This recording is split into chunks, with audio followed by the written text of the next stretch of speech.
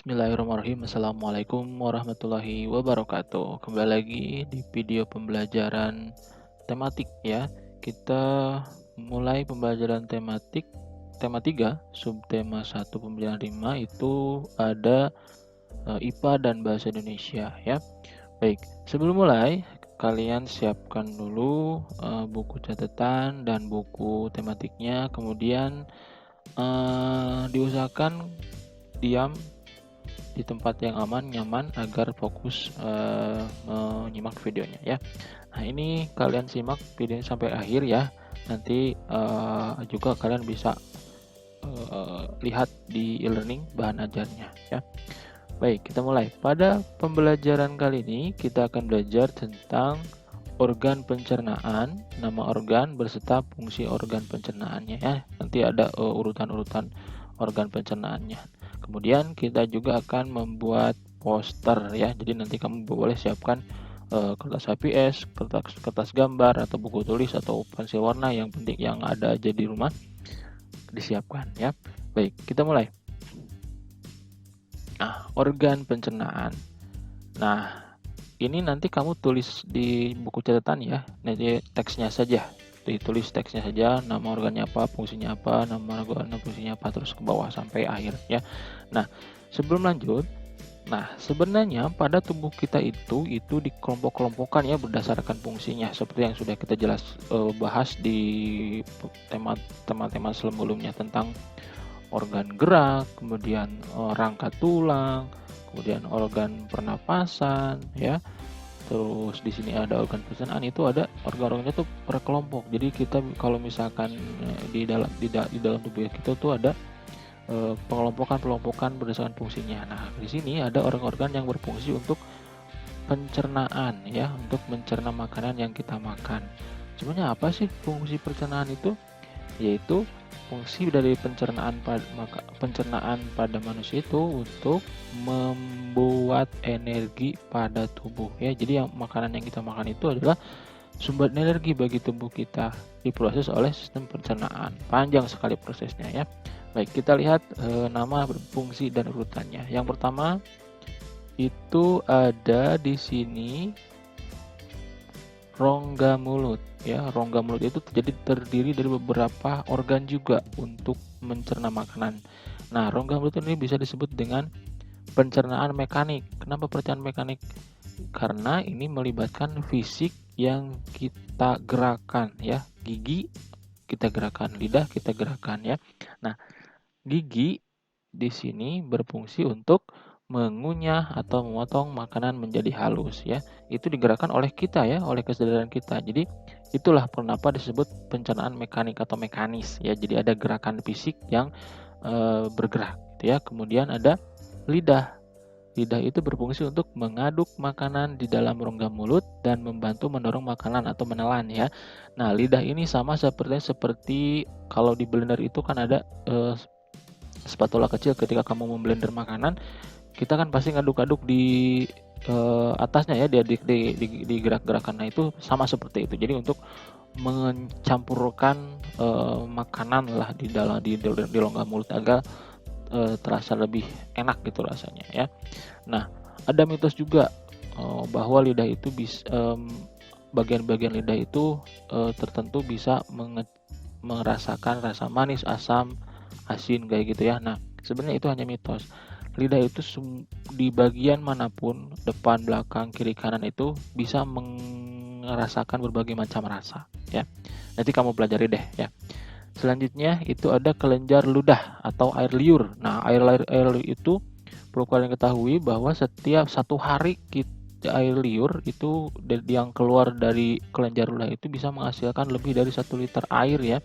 Jadi kalau misalkan kamu tidak menelan air liur itu, otomatis air itu akan keluar ya. Jadi bisa ditampung itu lebih dari 1 liter ya kalau air kelenjar itu tidak ditelan sama kita ya. Jadi fungsinya air liur itu adalah untuk membasahi atau melumasi makanan sehingga memudahkan penelanan makanan. Tidak seret gitu ya. Jadi pas menelan itu enak gitu, nggak seret lah kayak gitu ya.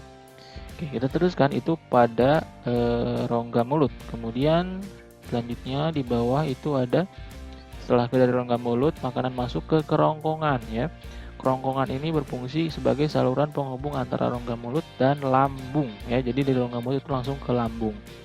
Nah, otot kerongkongan dapat berkontraksi secara bergelombang sehingga mendorong makanan masuk ke lambung, atau dengan disebut gerakan peristaltik. Jadi kayak gerakan semacam gerakan mendorong dari setiap dinding kerongkongannya gitu ya. Jadi menelan masuk ke dalam lambung. Nah, itu tidak digerakkan oleh kita, itu bergerak sendiri ya si ototnya itu. Tapi kalau pas kita menelan itu digerakkan oleh kita. Nah, dari kerongkongan masuk ke lambung itu berlahan masuk itu disebutnya gerakan peristaltik ya. Gerakan peristaltik itu gerakan otot kerongkongan menelan makanan masuk ke lambung ya. Selanjutnya, setelah dari kerongkongan itu ada bagian ini ya, bagian hati. Nah, apa sih kok hati fungsinya apa untuk pencernaan? Nah, hati ini memproses nutrisi yang masuk dari makanan yang kita makan diproses oleh hati ya. Kemudian penghasil kadar gula darah atau glukosa. Nah, selanjutnya ada ampedu. Nah, ampedu ini membantu proses pencernaan dengan memecah lemak menjadi asam lemak. Jadi lemak yang ada pada makanan itu dipecah atau dicerna ya oleh ampedu sehingga terpisah lemak dan lemak dan zat-zat lain yang ada di dalam makanan yang kita makan ya. Kemudian ada lagi lambung. Nah, lambung ini yang tadi ya yang masuk dari kerongkongan ya langsung ke lambung, itu mengubah protein menjadi pepton. Maksudnya begini, disinilah awal mula proses penyerapan sari-sari makanan ya. Awal mulanya penyerapan sari-sari makanan itu pada lambung. Kenapa suka ada asam lambung gitu kan? Ini di sini mulainya. Jadi ini adalah awal fungsi lambung itu menyerap berbagai macam zat-zat makanan yang kita makan. Ya, jadi banyak sekali di sini prosesnya. Nah, kemudian lemak yang masuk ke dalam tubuh mulai dicerna di dalam lambung. Ya, lemak dan zat-zat yang lain juga dicerna di sini. Tapi di sini adalah proses awalnya gitu ya. Nanti masih ada proses yang panjang. Nah, perlu kalian ketahui asalnya apa nih? Pankreas ya. Nah, pankreas menghasilkan enzim pencernaan. Nah, enzim pencernaan ini berfungsi untuk melancarkan pencernaan ya, supaya pencernaannya lancar. Jadi tidak bermasalah gitu ya. Kemudian ada usus halus. Nah, usus halus ini adalah penyerapan sari-sari makanan tindak lanjut setelah lambung. Dari lambung dicerna kembali oleh sari-sari makanan di dalam usus halus. Ini panjang sekali prosesnya di usus halus ya. Nah, usus halus itu di dalam usus halus ada otot polos ya, jadi digerakkannya tanpa kesadaran kita, jadi bergerak sendiri. Kemudian usus besar. Usus besar ini adalah tempat makanan yang tidak dicerna di usus halus ya, jadi hasil sisa-sisa penyerapan sari-sari makanan itu menuju ke usus besar. Itu menjelang tahap akhir proses pencernaan ya. Nah, di usus halus ini adalah tidak ada penyerapan sari-sari makanan, itu sisa-sisa saja ya. Nah, terakhir itu ada anus. Anus ini adalah tempat keluarnya feses, pup ya, pupnya keluarnya di anus gitu. Nah, itulah proses pencernaan makanan manusia. Nah, sehingga kita sebutkan bahwa pencernaan yang paling utama itu adalah rongga mulut, kerongkongan, hati, ampedu, lambung, pankreas, usus halus, usus besar, dan anus. Nah, Bapak bilang lagi atau sampaikan lagi bahwa proses pencernaan itu adalah proses penyerapan energi sari-sari makanan yang dibutuhkan oleh tubuh kita ya. Nah, sehingga menghasilkan energi atau proses aktivitas manusia gitu ya. Begitu ya untuk sistem pencernaan makanan, urutan sistem pencernaan makanan. Selanjutnya, nah kita lihat di sini ada peta pikiran. Nah, kamu boleh gambar ini, tulis kembali yang ini ya. Yang ini di buku catatan kamu tulis seperti ini: rongga mulut, kerongkongan, lambung, usus halus, usus besar, anus. Nah, Pal, kenapa hati, ampudu, dan pankreas tidak dituliskan di sini? Nah, ini hanya yang dilewati oleh makanan yang masuk ke dalam tubuh ya. Kalau ini kan tidak dilewati, hanya berfungsi sebagai penghasil enzim atau zat-zat atau memproses nutrisi yang tadi disampaikan ya. Jadi yang di sini itu hanya yang dilewati oleh makanan ya, dari rongga mulut, kerongkongan, lambung, usus halus, usus besar, anus. Itu secara garis besarnya ya. Kalian boleh tulis lagi di sini. Ini di buku catatan ya, tulis di buku catatan gambar seperti ini ya. Itu untuk sistem pencernaan manusia ya.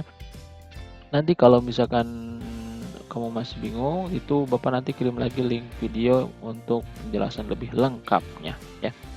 Oke, selanjutnya dari sistem pencernaan kita beralih ke bahasa Indonesia, itu tentang poster. Sebelumnya sudah dibahas tentang iklan ya, tentang slogan, iklan media elektronik, media cetak, banyak macam-macam ya. Nah, poster ini bisa dipasang di mana-mana, mau di media elektronik, mau di media cetak, bisa ya. Nah, poster itu berbentuk seperti beberapa kalimat ya, atau slogan yang tadi yang sudah dibahas. Nah, jenis poster itu macam-macam, ada poster produk, iklan layanan masyarakat, poster himbauan, kemudian apalagi poster kesehatan ya Kak. Nah, yang seperti ini kita lihat coba di sini. Nah, di sini ada poster produk, yaitu untuk menjual makanan ya, atau menjual produk. Nah, di sini poster himbauan, ini juga poster himbauan yang ini. Kemudian poster himbauan juga. Nah, ini produk, ada produk, poster untuk menjual produk ya. Kemudian ini juga produk, poster untuk menjual produk. Nah, kalian buatlah poster dengan tema hubungan antara pola makanan sehat dengan organ pencernaan. Berarti poster himbauan ya. Coba kalian buat poster himbauan, boleh di buku catatan dibuatnya, boleh di kertas HPS atau buku gambar ya. Nah, boleh diwarnai, dibagus-bagusin lah pokoknya ya. Digambar, dikasih tulisan apa, kayak semacam himbauan kayak gini ya. Buat ini contoh ya, kalian boleh buat sebagus mungkin kalimatnya yang kalian bisa ya. Boleh digambar, boleh diwarnai, kasih apa deh, yang penting terlihat bagus ya. Nah, kemudian setelah selesai, kamu hasilnya difotokan dan kirim ke wali kelas masing-masing ya. Nah, nanti poster terbaik akan ditampilkan bisa di majalah online Alislah atau di Instagramnya Alislah, Alislah ya. Oke, selanjutnya sudah ya, ini sudah sampai sini saja. Ingat, tidak ada upload tugas kali ini untuk pembelajaran kali ini. Tugas hanya mencatat nama dan fungsi organ pencernaan yang tadi sudah dibahas ya. Kemudian menggambar peta konsep, peta atau peta pikiran urutan sistem pencernaan tadi sudah kamu disampaikan. Kemudian menggambar poster tentang sistem pencernaan yang barusan ya, buat posternya. Oke, itu saja. Alhamdulillahirrahmanirrahim. Semoga pembahasan ini bisa dipahami. Terima kasih. Mohon maaf bila ada salah-salah kata. Wassalamualaikum warahmatullahi wabarakatuh.